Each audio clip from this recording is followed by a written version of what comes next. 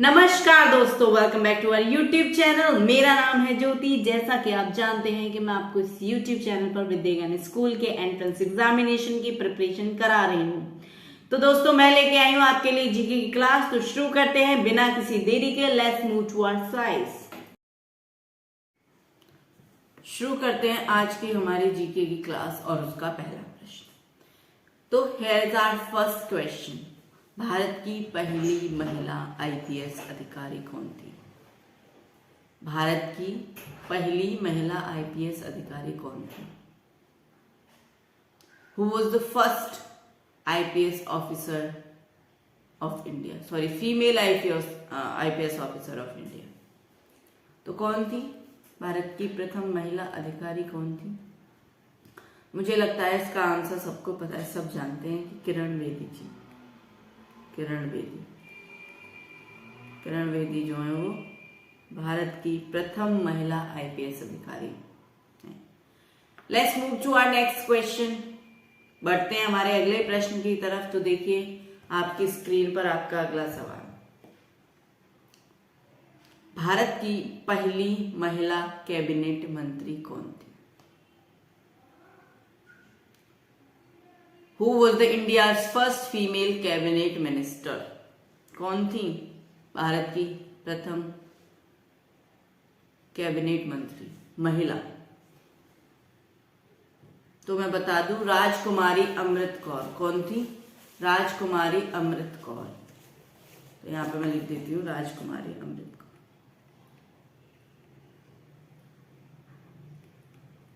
राजकुमारी Amrit Kaur.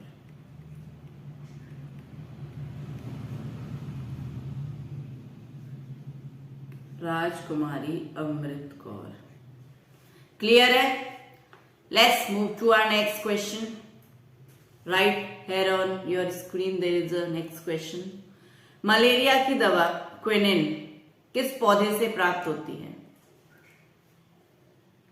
Quinine किस पौधे से प्राप्त होती है? ये जो मेडिसिन है वो आपको किस पेड़ पे मिलती है, यानी किस ट्री से मिलती है? इतनी सिंपल सी बात है। तो मैं आपको बता दूं, मलेरिया की दवा सिनकोना नाम के पौधे से प्राप्त होती है। सिनकोना नामक ट्री से प्राप्त होती है आपको क्विनाइन। क्लियर है? Let's move to our next question. Mahmud Ghaznavi ने सोमनाथ मंदिर को कब लूटा था? महमूद गजनवी ने सोमनाथ मंदिर को कब लूटा था? तो मैं बता दूं, वर्ष 1025 में। कब लूटा था? 1025 में। क्लियर है? Let's move to our next question. So here is your next question right in front of you on your screen. विश्व में भारत के अलावा 15 अगस्त को ही स्वतंत्रता दिवस किस देश में मनाया जाता है? 15 अगस्त को स्वतंत्रता दिवस किस देश में और मनाया जाता है? भारत में तो मनाया जाता है, भारत के अलावा किस देश में मनाया जाता है? तो मैं आपको बता दूं, कोरिया। अब बोलोगे उत्तर कोरिया, साउथ कोरिया। मैंने कहा कोरिया मतलब उत्तर कोरिया, साउथ कोरिया, दोनों में 15 अगस्त को ही स्वतंत्रता दिवस मनाया जाता है। क्लियर है? बढ़ते हमारे अगले प्रश्न की तरफ। Let's move to our next question. Right here is your next question. विश्व युद्ध कब लड़ा गया था? यानी कि ये पूछ रहे हैं पहला विश्व युद्ध कब लड़ा गया था? विश्व युद्ध कब लड़ा गया था, यानी कि पहला विश्व युद्ध कब लड़ा गया?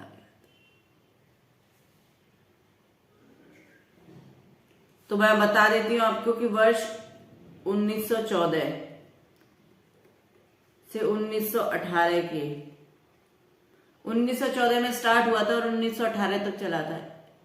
From year 1914 to year 1918। Clear है? Let's move to our next question. सूर्य का प्रकाश पृथ्वी तक पहुंचने में कितना समय लेता है? सूर्य का प्रकाश पृथ्वी तक पहुंचने में कितना समय लेता है? बताइए जरा, कितना समय लेता है? कितना लेता है? 500 सेकेंड।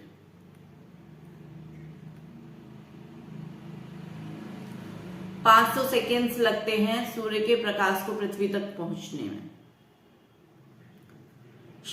सूर्य की किरणों की तीव्रता मापने वाले उपकरण को क्या कहते हैं? आपका अगला प्रश्न है, सूर्य की किरणों की तीव्रता मापने वाले उपकरण को क्या कहते हैं? तीव्रता यानी वो कितनी इंटेंस है सनरेज, क्या कहते हैं उसको? एक्टियोमीटर।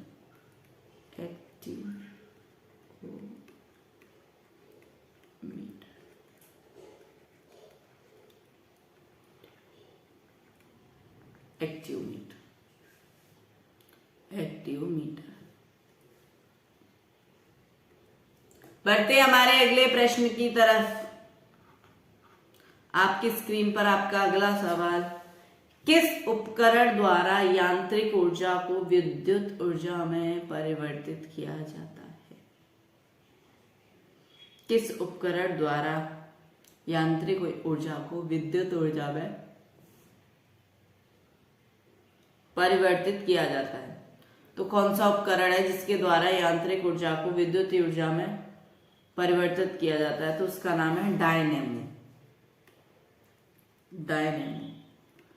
डायनेमो को द्वारा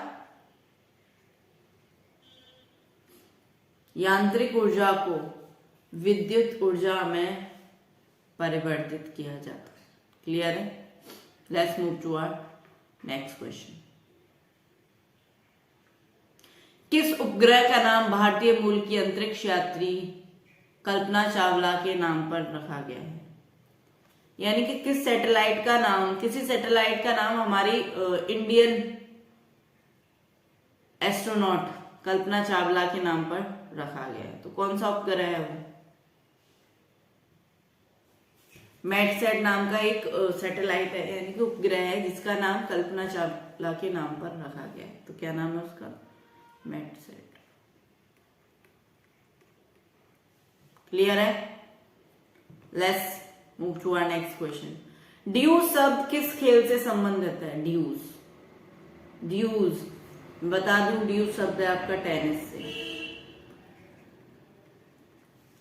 आप क्रिकेट देखते हैं कभी कभी, टेनिस वगैरह, ये स्पोर्ट्स भी देखना चाहिए जिससे कि आपको इन चीजों की भी जानकारी रहे। क्लियर है? Let's move to our next question. Dynamite का आविष्कार किसने किया? डायनामाइट का आविष्कार किसने किया? Is the most easiest question of today. Alfred Nobel ने डायनामाइट का आविष्कार किया था। किसने किया था? Alfred Nobel.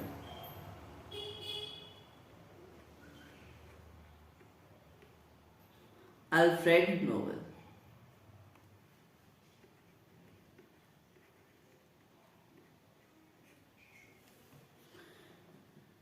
Let's move to our next question. Bharat की स्थलीय सीमा कितनी है? भारत की स्थलीय सीमा कितनी है? तो मैं बता दूं, भारत की सीमा जो दूसरे स्थल से ही लगती है, यानी जमीन से ही लगती है, किसी पानी वगैरह को टच नहीं करती, तो वो भारत की जो सीमा है वो है, भारत की जो बॉर्डर लाइन बोल लो आप, वो है 15,200 किलोमीटर, जो कि किसी भी पानी के स्रोत को टच नहीं करती। 15,200 किलोमीटर स्थलीय सीमा, यानी कि लैंड बाउंड्री है।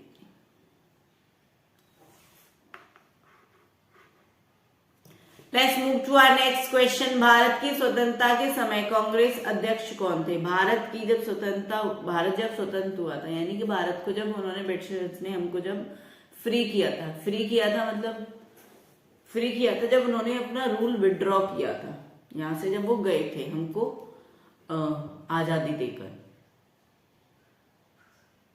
हमने उनसे आजादी छीनी थी, उन्होंने जानबूझ के तो हमें दी नहीं थी।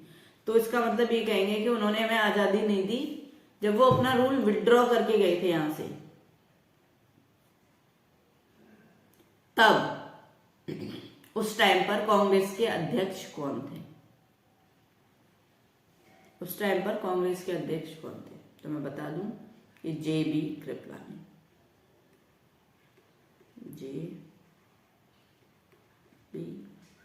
कृपलानी।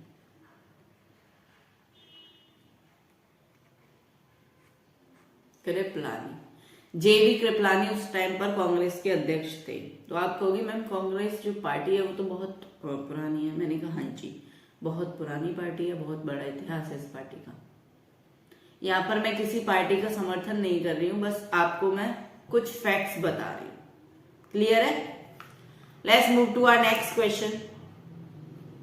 मछली किसकी सहायता से सांस लेती है?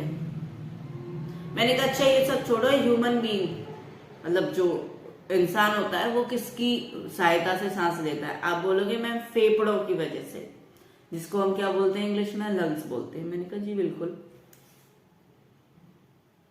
तो मछली किसकी सहायता से सांस लेती है? आपने बोला कि मछली में भी लंग्स होते होंगे। मैंने कहा नहीं, देखो सबको पता है कि मछली में क्या होते हैं, गलफड़े होते हैं।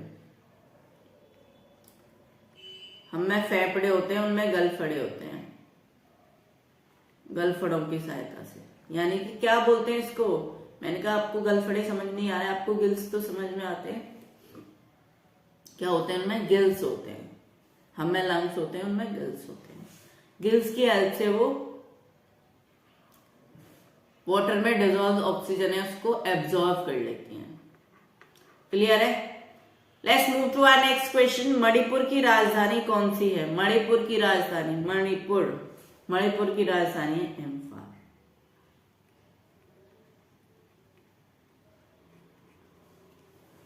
मणिपुर की राजधानी है Imphal. Let's move to our next question.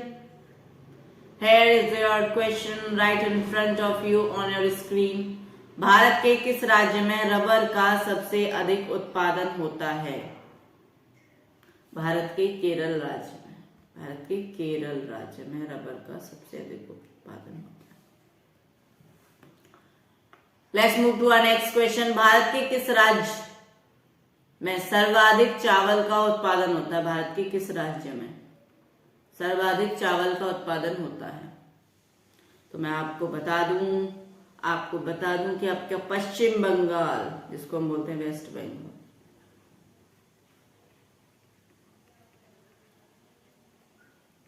अच्छा मुझे एक बात बताओ, चावल का सबसे अधिक उत्पादन कहां पर होता है? पश्चिम बंगाल में। अच्छा मुझे एक बात बताओ कि जो पश्चिम बंगाल है वो भारत की किस दिशा में है?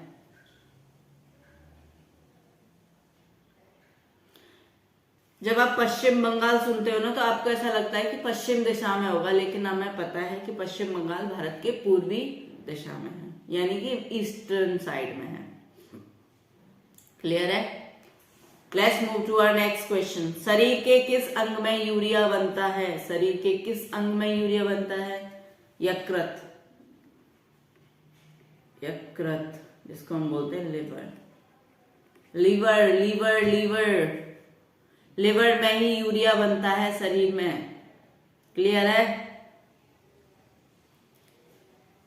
मुझे भी हिंदी की टर्मिनोलॉजी बहुत अच्छे से याद हो गई है, किसको क्या बोलते हैं धीरे धीरे, है ना। लीवर में क्या बनता है? लीवर में आपका यूरिया बनता है। ठीक है, बढ़ते हैं आपके अगले प्रश्न की तरफ। Let's move to our next question. The question is right in front of you on your screen. शरीर में सबसे बड़ी अंतःस्रावी कौन सी है? अंतःस्रावी, अंतःस्रावी यानी कि एंडोक्राइन ग्लैंड, जो अंदर ही खुलती हो, अंदर ही रिश्ती हो, वो ग्लैंड कौन सी है? भारत की सबसे बड़ी, भारत की शरीर की सबसे बड़ी एंडोक्राइन ग्लैंड कौन सी है? शरीर की सबसे बड़ी एंडोक्राइन ग्लैंड कौन सी है? शरीर की सबसे बड़ी एंडोक्राइन ग्लैंड है आपकी, कौन सी है? Thyroid gland. कौन सी है? Thyroid gland. Thyroid gland.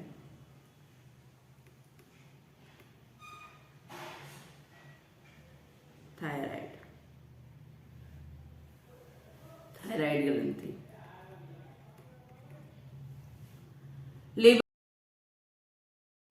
तो दोस्तों ये थी हमारी आज की क्लास। तो मिलते हैं हम अगली क्लास में। तब तक के लिए हमारी वीडियोस को लाइक कीजिए, शेयर कीजिए, जिससे कि ज्यादा से ज्यादा बच्चे हमारी क्लासेस का फायदा उठा सके। और हमारे चैनल को सब्सक्राइब कर लीजिए, बेल आइकन प्रेस कर दीजिए, जिससे कि मेरी जब भी क्लास आए सबसे पहले आपको नोटिफिकेशन मिल जाए और आप अपनी तैयारी मजबूत कर सकें। तो मिलते हैं अगली क्लास में, तब तक के लिए जय हिंद, जय भारत।